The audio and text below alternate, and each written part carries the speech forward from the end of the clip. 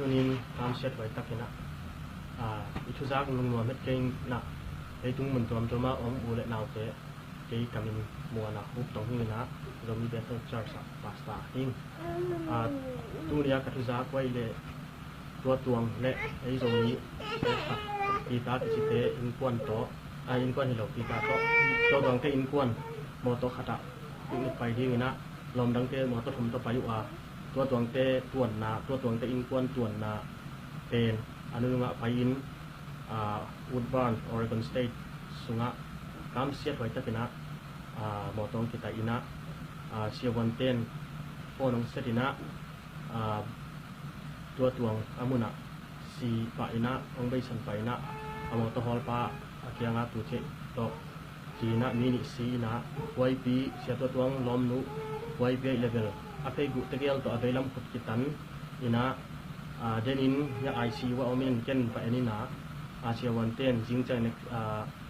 surgery ding ai manatun abol lai ta hoi mana ong lut sak lo hi ai zong ina stable ina ama pen khua phok ina ana jong phok thaina ai zong ina satui pi na tun abol lai ta ko hi zem tua tuang tanwai level tu lai takina social worker child service tek yanga child service tek yanga omina tun munai lo ya zatong sung om chin koi ta kam hiam chi tuina ka kan lai ta koi ina social worker te na minit di hong huang za sakina to bangina a detail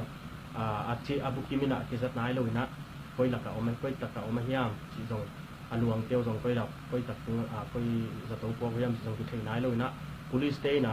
siawan pa kyang again no siawan ten phone anggen son le ya siama te amount information ana mu chiang bet ki thei na tun ya ICU wa por ki mi te zong ina mi tuam to mai zong ina kanga lai ta ku hi ina lai ta ina len chiang ina thu a chiang do ka thei zeu na ong tu lang ki zel nun ina thu na kwa ton te mai na